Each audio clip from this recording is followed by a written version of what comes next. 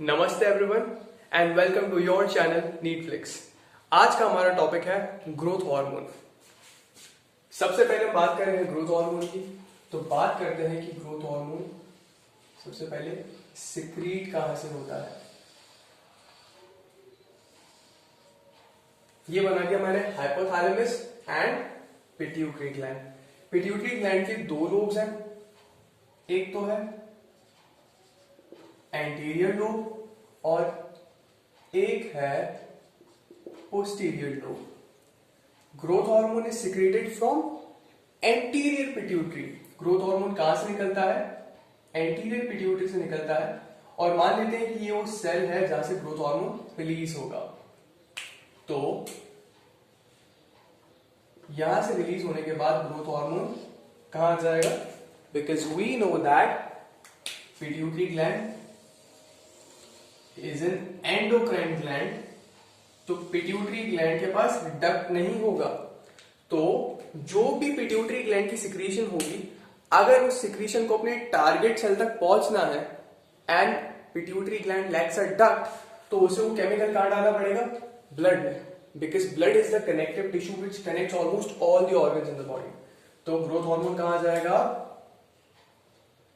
Blood में आ जाएगा और यहां से वो पूरे सर्कुलेटरी सिस्टम में ट्रैवल करेगा। और ये ब्लड है और यहां से वो सर्कुलेटरी सिस्टम में आते ही ट्रैवल करेगा पूरी बॉडी के अंदर। So this is how growth hormone secreted from anterior pituitary. But there is one thing missing. इसे रिलीज करने के लिए वो ट्रिगर चाहिए। बिकॉज हमने बात करी थी एंटीरियर पिट्यूटरी ग्लैंड से जो भी हार्मोन्स प्रोड्यूस होते हैं उन्हें कंट्रोल कौन करता है? हाइपोथैलेमस।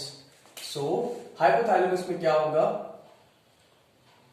हाइपोथैलेमस में होते हैं न्यूक्लियाई या nucleus which are group of cell bodies within central nervous system. वो हार्मोन्स बनाएंगे या कुछ केमिकल्स कह देते हैं, वो केमिकल्स बनाएंगे। वो केमिकल्स वो रिलीज करते हैं कहां पर?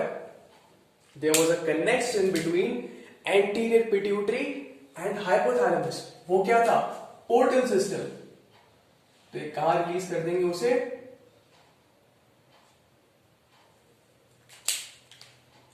पोर्टल सिस्टम में रिलीज कर देगा उसे हाइपोथैलेमस। तो ये मैंने क्या बना दिया यहां पे?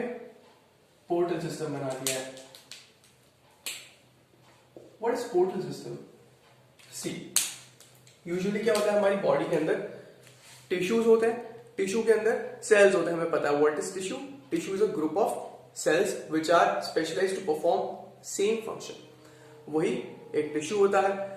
अब इस टिश्यू को, हर एक टिश्यू के अंदर उसका एक ब्लड सप्लाई होता है जिसके अंदर कैपिलरी बेड्स होते हैं। तो यूजुअली होता क्या, मैं यहाँ पे एक इलस्ट्रेशन दे देता हूं। ये मान लेते हैं कोई एक टिश्यू है, इसके अंदर ये सेल्स हैं। एक पर्टिकुलर टिश्यू के अंदर जो भी सेल्स होते हैं उन्हें हम पैरेन्काइमल सेल्स बोलते हैं, उसे पैरेन्काइमा बोल देते हैं उस टिश्यू का। और बाकी जो कनेक्टिव टिश्यूज होते हैं उसे स्ट्रोमा बोल देते हैं। अब होता क्या है, एक आती है आर्टरी। आर्टरी जब टिश्यूज वगैरह में जाती है तो वो डिवाइड हो जाती है, ब्रांच हो जाती है और उसे हम बोलते हैं आर्टीरियोल। अब ये आर्टीरियोल क्या करते हैं, ये और डिवाइड होते हैं आगे जाके और क्या बना लेते हैं? कैपिलरी। ये क्या है? कैपिलरी। तो यूजुअली टिश्यू में क्या होता है, कैपिलरी बेड के बाद फॉलो करता है वेनस नेटवर्क। अब ये वेन्स में जाके कनेक्ट होंगे और यहां पे क्या आ जाती है? वेन्यूल्स। उसके बाद यहां से मेजर वेन्स निकलती है। तो होता क्या है, एक तरफ आई आर्टरी, ये क्या है? वेन है। And what is this? This is artery. तो आर्टरी क्या की? आर्टरी ने डिवाइड किया आर्टीरियोल के अंदर और आर्टीरियोल से डिवाइड हो गई कैपिलरीज के अंदर। Then what happened? These capillaries they merged into venules, and those venules ultimately they became veins. ये होता है यूजुअली हमारी बॉडी के टिश्यूज के अंदर। ये नॉर्मल कैपिलरी बेड होता है। बट जो पोर्टल सिस्टम होता है, पोर्टल सिस्टम यूनिक होता है क्योंकि पोर्टल सिस्टम के अंदर हमारे पास दो कैपिलरी बेड्स होते हैं। ये हुई आर्टरी, आर्टरी से डिवाइड हुई, ये आया पहला कैपिलरी बेड। उसके बाद यहाँ पे एक और कैपिलरी बेड बनता है, मतलब बीच में यहाँ पे एक ऑर्गन और कनेक्टेड होता है। यूजुअली क्या होता है, आर्टरीज आती है हार्ट से लेफ्ट वेंट्रिकल से मेजर एओर्टा निकलता है, उस एओर्टा से अलग अलग ब्रांचेस निकलती है आर्टरीज की, और वो आर्टरीज जाके सप्लाई करती है ऑर्गन्स को, और ऑर्गन्स से वेनस नेटवर्क निकलता है जो वेन्स बन जाता है, और अल्टीमेटली वो सुपीरियर या इंफीरियर वेना केवा के थ्रू वापस हार्ट में चल जाता है। मतलब सिर्फ एक ऑर्गन आता है बीच में जहां पर कैपिलरी बेड आता है। पोर्टल सिस्टम के अंदर दो ऑर्गन्स आ जाते हैं और यही पोर्टल सिस्टम की पहचान होती है। यहाँ पे पोर्टल सिस्टम में मैंने दो कैपिलरी बेड बनाए हैं। एक तो यहां पर बनाया है जो हाइपोथैलेमस से हार्मोन्स को कलेक्ट कर रहा है, और दूसरा कैपिलरी बेड वहां पर बनाया है जहां से हार्मोन्स निकलेंगे। जो भी हार्मोन यहाँ पे हाइपोथैलेमस के न्यूरॉन यहाँ पे डालेंगे इस कैपिलरी नेटवर्क के अंदर, वो हार्मोन यहां से ट्रैवल करेगा और ट्रैवल करके कहां पर आ जाएगा, एंटीरियर पिट्यूटरी तक आएगा। जैसे ही दूसरे कैपिलरी बेड में आएगा यहां से जंप कर जाएगा और जंप करके कहां एक्ट करेगा, एंटीरियर पिट्यूटरी की सेल्स में, जो कि ग्रोथ हार्मोन प्रोड्यूस करती है। सो this is what basically a portal system is. इस पोर्टल सिस्टम को हमने नाम दिया था, क्या नाम था इस पोर्टल सिस्टम का, hypothalamic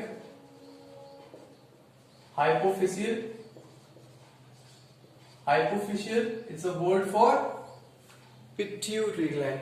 So hypothalamic hypophyseal portal system ये इसका नाम था।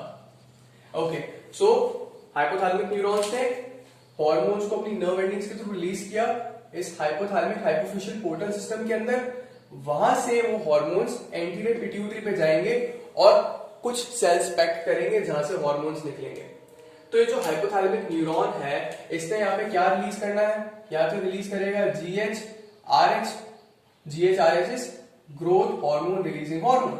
हमने बात करी थी कि हाइपोथैलेमस के अंदर रिलीजिंग हार्मोन्स होते हैं या फिर इनहिबिटिंग हार्मोन्स होते हैं। रिलीजिंग हार्मोन्स एंटीरियर पिट्यूटरी से हार्मोन्स रिलीज कराते हैं, इनहिबिटिंग हार्मोन्स रिलीज को इनहिबिट करते हैं एंटीरियर पिट्यूटरी से। तो जो रिलीजिंग हार्मोन है, ग्रोथ हार्मोन रिलीजिंग हार्मोन, अगर प्रोड्यूस होगा और यहां से पोर्टल सिस्टम के थ्रू वो अगर एंटीरियर पिट्यूटरी की सेल्स पे जाएगा तो क्या करेगा, ग्रोथ हार्मोन के रिलीज को स्टिम्युलेट करेगा। तो ग्रोथ हार्मोन रिलीजिंग हार्मोन क्या करेगा, ग्रोथ हार्मोन का रिलीज करवाएगा, और ये हो भी रहा है यहां पे। अगर यही न्यूरॉन्स ने growth hormone releasing hormone release न करके growth hormone inhibiting hormone release किया होता, what is growth hormone inhibiting hormone? It is also known as somatostatin.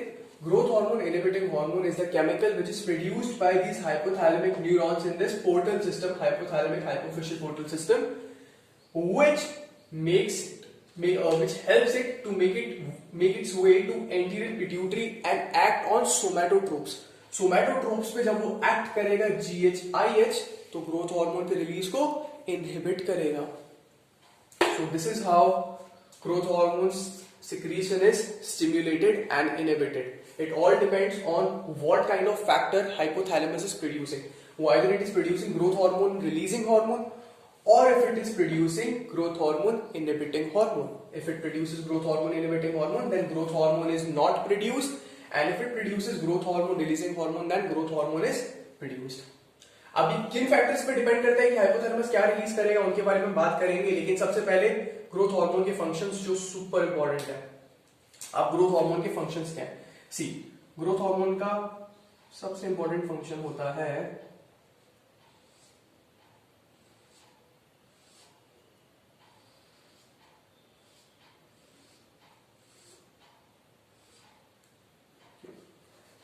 let's make it like this.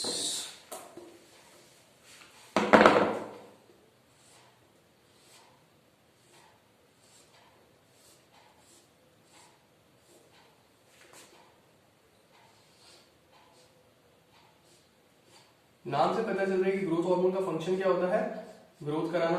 तो बॉडी के ऑलमोस्ट सारे सेल्स पैक्ट करता है और ग्रोथ कराता है, लेकिन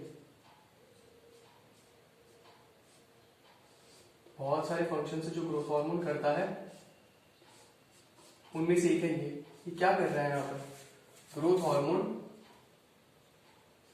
एक इंडिविजुअल को लीन बनाता है। What does growth hormone does? It makes a person lean. Lean क्या होता है, lean मतलब होता है आप में से जो लोग जिम वगैरह जाते होंगे उन्हें पता होगा लीन का मतलब क्या होता है, इंक्रीज मसल मास या मसल का क्वांटिटी ज्यादा होना बॉडी के अंदर एंड लो फैट।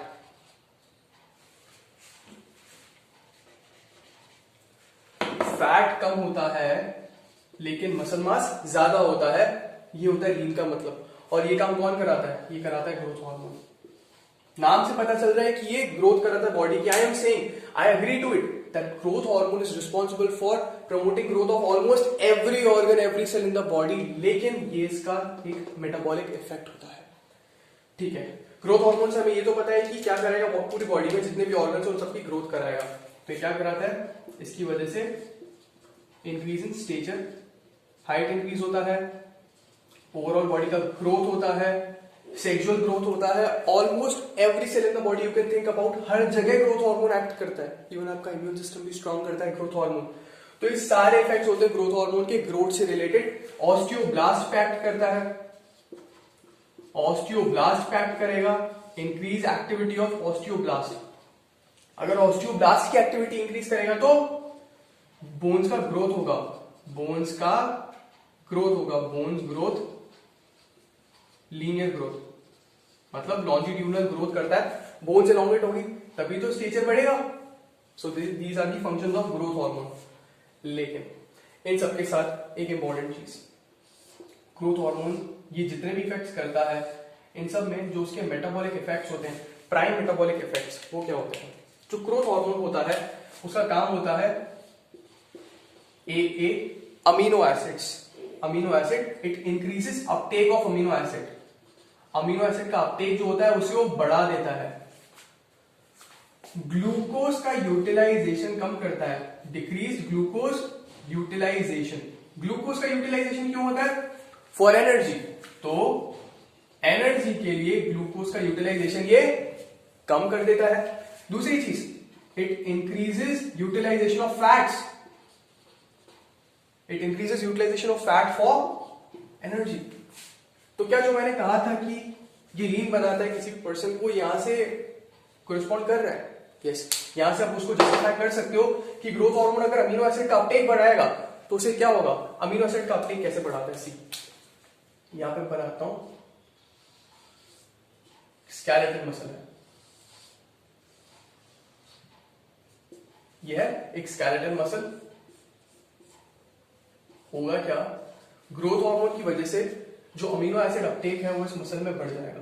जो भी अमीनो एसिड्स होंगे वो मसल में जाते जाएंगे। अमीनो एसिड्स क्या करेंगे, amino acids are building blocks of protein. तो यहां पे क्या होगा, प्रोटीन सिंथेसिस बढ़ जाएगा। अगर प्रोटीन सिंथेसिस बढ़ जाएगा तो क्या मसल बड़ी बल्कि हो जाएगी, एक छोटी सी मसल बड़ी हो जाएगी।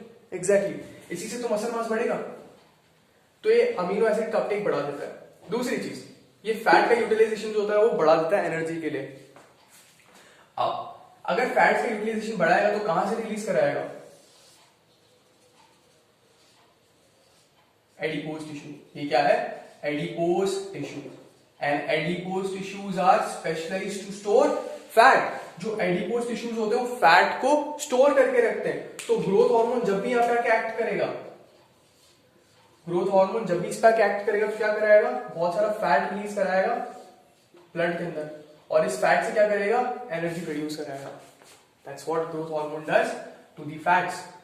और ब्लड के अंदर जितना भी ग्लूकोज होगा उस ग्लूकोज को सर्कुलेशन में रहने देगा, उसका यूटिलाइजेशन नहीं होने देगा किसी भी सेल से। एनर्जी चाहिए, एनर्जी निकालो फैट से, लेकिन ग्लूकोज ब्लड के अंदर ही रहेगा। अब इसका रीजन क्या है, ये तो सारे इफेक्ट्स हो गए ग्रोथ हार्मोन के। बोन ग्रोथ कराता है, स्टेचर बढ़ाता है, ऑस्टियोब्लास्ट की एक्टिविटी बढ़ाता है, ये सारा इसका मैकेनिज्म है ग्रोथ कराने का। मेटाबॉलिक इफेक्ट्स इसके ये होते हैं। बेसिकली सारे मेटाबॉलिक इफेक्ट्स की समरी ये है, जितने भी जो भी चीजें करता है, बहुत सारी चीजें करता है जिससे अमीनो एसिड अपटेक बढ़ता है, ऐसे बहुत सारे प्रोसेसेस करता है जिससे फैट का यूटिलाइजेशन बढ़ता है, और ऐसी बहुत सारी चीजें करता है जिससे ग्लूकोज का यूटिलाइजेशन कम होता है। एक चीज मैं यहाँ पे बताता हूँ, बहुत इंपॉर्टेंट है, कि ग्लूकोज का यूटिलाइजेशन कम करने के लिए क्या करता है, इंसुलिन रेजिस्टेंस क्रिएट कर देता है। इंसुलिन रेजिस्टेंस मींस, इंसुलिन का काम क्या होता है कि जो भी सेल्स है हमारी बॉडी में, पेरिफेरल सेल्स है, एडिपोसाइट्स हो गए, मसल्स हो गई, इन सब के अंदर क्या करता है, इंसुलिन जब भी एक्ट करेगा उसका एक ही फंक्शन होता है कि इन सेल्स के अंदर ग्लूकोज को भर दो। इंसुलिन कब निकलता है, जब हमने खाना खाया होता है, after we have taken a meal insulin secretion is triggered from beta cells of islets of Langerhans. Pancreas की बीटा सेल्स इंसुलिन निकलेगा और अब क्या करेगा, जो ब्लड के अंदर ग्लूकोज पड़ा है, खाना खाने के बाद ग्लूकोज आया, उसको उन सेल्स के अंदर भर देगा। तो उससे क्या होगा, ग्लूकोज का अपटेक बढ़ गया और उनका यूटिलाइजेशन कराएगा for generation of energy. This is the function of insulin. लेकिन ग्रोथ हार्मोन जस्ट उल्टा करता है। ग्रोथ हार्मोन क्या करता है, सेल्स पे इंसुलिन रेजिस्टेंस कर देता है। मतलब अब जो भी हमारी बॉडी के अंदर जो प्रोटीन है, एडिपोसाइट्स है, अगर इनको ग्लूकोज अपटेक, मतलब इनको ग्लूकोज अगर कंज्यूम करना होता है तो इन्हें इंसुलिन की जरूरत पड़ती है, बिना इंसुलिन के नहीं कर पाते हैं। तो ये क्या करता है ग्रोथ हार्मोन, बिकॉज इसका जॉब क्या था, ग्लूकोज का यूटिलाइजेशन नहीं होना चाहिए एनर्जी के लिए, तो ये इंसुलिन का रेजिस्टेंस क्रिएट कर देता है कि अब इंसुलिन अगर आएगा भी, ब्लड के अंदर सिक्रीट होगा, तो वो ग्लूकोज जो होगा ये मसल्स और एडिपोसाइट्स अंदर कंज्यूम नहीं कर पाएंगे। That's how he just keeps on the level of glucose in the blood stable. Okay, अब ये तो हमने बात कर ली ग्रोथ हार्मोन के फंक्शंस की। अब इसका ट्रिगर क्या होता है, सबसे इंपॉर्टेंट, सुपर इंपॉर्टेंट जो इसका ट्रिगर होता है वो होता है hypoglycemia. Hypoglycemia is the most important trigger of growth hormone release. What is hypoglycemia? Hypo means, hypo का मतलब क्या, low, glycine word is for, glyc word is for glucose and mia word is for blood. So it is low blood glucose, मतलब blood के अंदर glucose का concentration कम है। This condition is known as hypoglycaemia. अब जब भी hypoglycaemia होगा, मतलब ब्लड के अंदर ग्लूकोज का लेवल कम होगा, तो ग्रोथ हार्मोन निकलेगा। I am not saying that hypoglycemia is the only trigger of growth hormone release. What I am saying is that it is one of the important triggers of growth hormone release. अब इसको मैं justify कर देता हूँ। For example, अगर आप बहुत time से स्टारवेशन पे हो, आपने खाना नहीं खाया, तो जो ग्लूकोज है आप कंज्यूम कर रहे थे, आप डाइट ले रहे थे, उससे ग्लूकोज आ रहा था ब्लड के अंदर। अब वो ग्लूकोज नहीं आएगा तो ऑल ऑफ सडन जो आपका फास्टिंग ब्लड ग्लूकोज लेवल है या फिर सिंपली ब्लड ग्लूकोज लेवल है, ब्लड के अंदर जो ग्लूकोज का लेवल है वो कम हो जाएगा। उसके कम होते ही हाइपोग्लाइसीमिया होगा, तब निकलेगा ग्रोथ हार्मोन। और ये मैंने आपको पहले लेक्चर में भी एग्जांपल में बताया था कि जब भी कोई स्टारवेशन पे होता है तो उसकी बॉडी में ग्रोथ हार्मोन का लेवल ऑलमोस्ट 25 टाइम्स इंक्रीज हो जाता है। नॉर्मल एडल्ट के अंदर 1.6 to 3 नैनोग्राम पर ml ऑफ ब्लड, ये नॉर्मल लेवल होता है ग्रोथ हार्मोन का, लेकिन वो बढ़ के कितना हो जाता है, ऑलमोस्ट 50 नैनोग्राम हो जाता है, 50 नैनोग्राम पर ml स्टारवेशन में। एक और चीज, जब भी हम एक्सरसाइज करते हैं, आफ्टर वी डू एक्सरसाइज, होता है कि हमारी बॉडी में ऑलमोस्ट जितना भी ग्लूकोज होता है वो कंज्यूम हो जाता है, मसल्स वगैरह कंज्यूम कर लेती है उसको। जब हाइपोग्लाइसीमिया होता है उसके बाद तब निकलता है growth hormone. That's why they से, सब बोला जाता है कि अगर आप एक्सरसाइज करते हो तो आपका बॉडी का ग्रोथ बहुत अच्छा होता है। क्यों होता है? It is the reason, exercise के बाद हाइपोग्लाइसीमिया होता है जो ग्रोथ हार्मोन का रिलीज कराता है, और ग्रोथ हार्मोन के रिलीज होने के बाद बॉडी में ग्रोथ, ऑलमोस्ट सारे सेल्स ग्रो करते हैं। So these are all the factors or effects of growth hormone. अब लास्टली बात कर लेते हैं ग्रोथ हार्मोन के डिसऑर्डर्स की। Growth hormone disorders,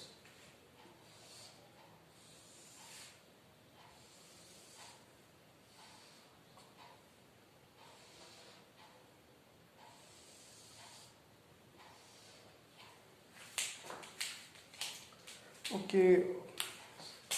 so growth hormone के डिसऑर्डर्स में सबसे पहले हम बात करेंगे वो डिसऑर्डर जहां पे हाइपोसिक्रीशन होता है ग्रोथ हार्मोन का।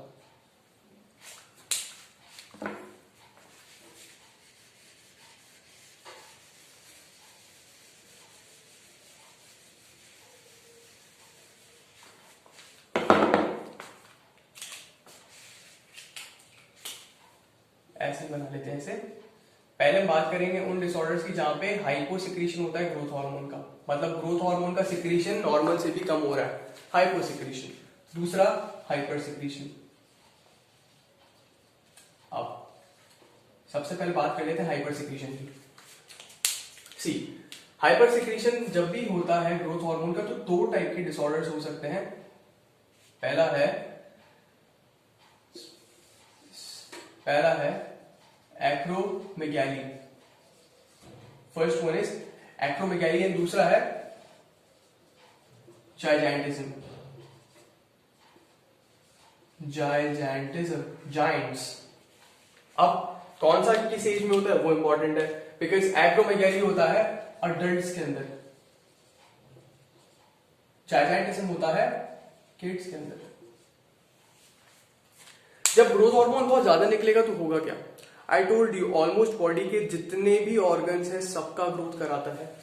तो अगर कोई मान लेते हैं कोई बच्चा है, देयर इज अ किड, अगर उसकी बॉडी में ग्रोथ हार्मोन का सिक्रीशन बहुत ज्यादा होगा तो क्या होगा? बॉडी में बहुत ज्यादा ग्रोथ होगा। अब जो ग्रोथ होगा, जो ये सारे इफेक्ट्स तो उसमें होंगे ही होंगे, साथ में जो सबसे इंपॉर्टेंट चीज कि इसका एक्शन कहां पर था? ऑस्टियोब्लास्ट पे था, बोन ग्रोथ कराने के लिए। तो ये क्या करता है, जो भी ये बच्चे होते हैं इनके अंदर जो बोन ग्रोथ है बहुत ज्यादा कराता है, जिसकी वजह से इनका जो बोन का लेंथ होता है बहुत ज्यादा हो जाता है, तो इनका जो स्ट्रक्चर होता है बहुत ज्यादा होता है, जबरदस्त होता है। तो उनको हम बोलते हैं जायंट्स, और कॉज क्या होता है? ग्रोथ हार्मोन का एक्सेसिव रिलीज। अब एक और चीज ऐसा हमने देखा है कि ठीक है, जो भी ये जायंट्स हैं इनके अंदर ग्रोथ हार्मोन बहुत ज्यादा निकलता है, इनका जो लेंथ होता है बहुत ज्यादा होता है बोन्स का, दे आर वेरी टॉल, वो हमें पता है। साथ में एक और चीज हमें याद रखनी है, बिकॉज ग्रोथ हार्मोन का ट्रिगर जो होता है, ग्रोथ हार्मोन जब भी रिलीज होता है वो क्या करता है? Insulin resistance. तो अगर इनके अंदर ग्रोथ हार्मोन बहुत ज्यादा रिलीज हो रहा है, इसका मतलब इनके अंदर इंसुलिन रेजिस्टेंस भी बहुत ज्यादा होगा, और जब भी इंसुलिन रेजिस्टेंस बहुत ज्यादा होता है तो डायबिटीज होता है, डायबिटीज मेलाइटिस। तो इन लोगों के अंदर अपने को डायबिटीज मेलाइटिस भी देखने को मिलेगा, चाहे एक्रोमेगैली हो चाहे जाइजेंटिज्म, क्योंकि दोनों के अंदर हाइपर सिक्रीशन है ग्रोथ हार्मोन का, तो इंसुलिन रेजिस्टेंस बहुत ज्यादा होगा। तो ये एक चीज है जो हमें पता होनी चाहिए बस। नेक्स्ट है एक्रोमेगैली, जो अडल्ट्स के अंदर होता है।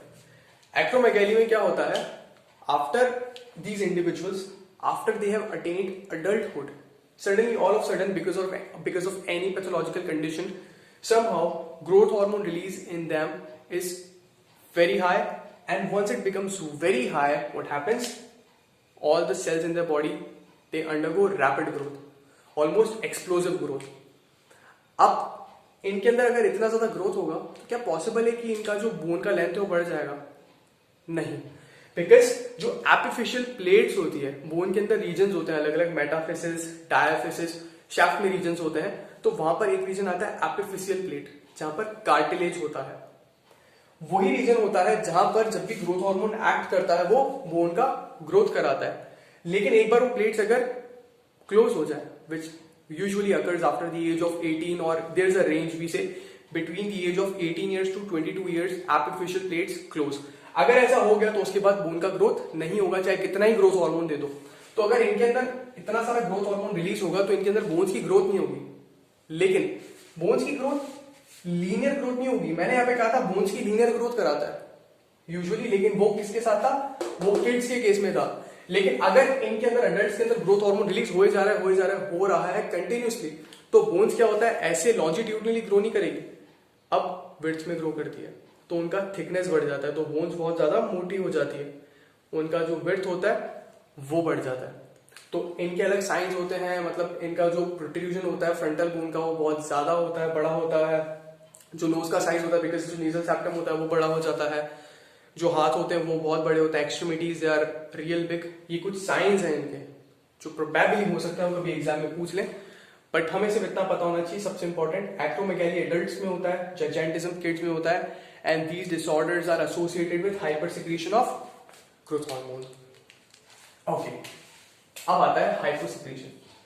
हाइपोसिक्रीशन में आता है पहला ड्वार्फिज्म।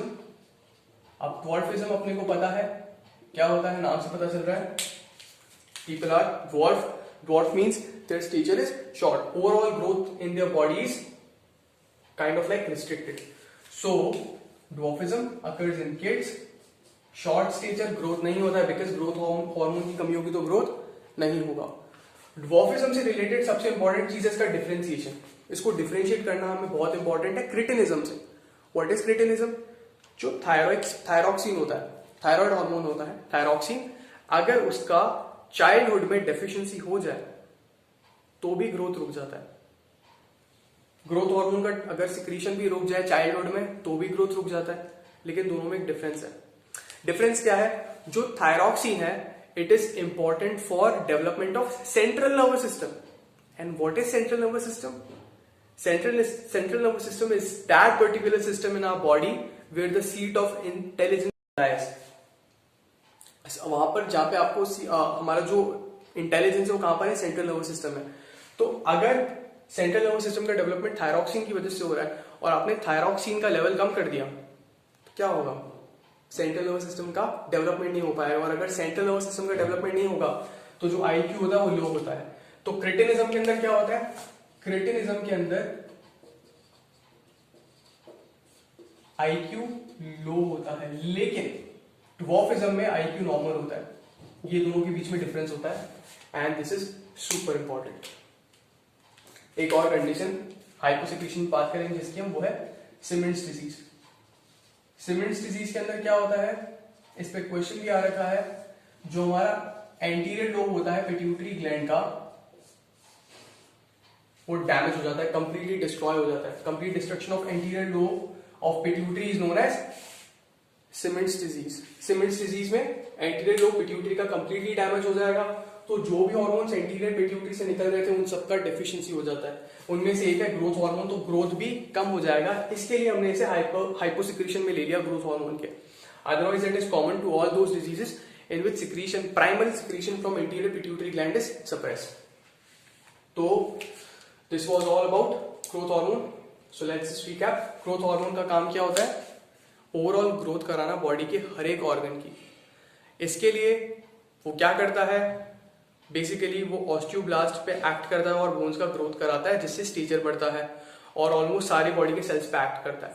लेकिन इसके कुछ मेटाबॉलिक इफेक्ट्स होते हैं, जिनमें से एक होता है increased amino acid Uptake. Blood के अंदर से जो अमीनो एसिड होता है वो बढ़ा देता है, उसका अपटेक मसल्स के पास भेजता है, जिससे मसल्स का ग्रोथ होता है। इवन बोन्स में भी भेजता है, बिकॉज बोन्स में भी आपको प्रोटीन्स का जरूरत होता है ग्रोथ के लिए।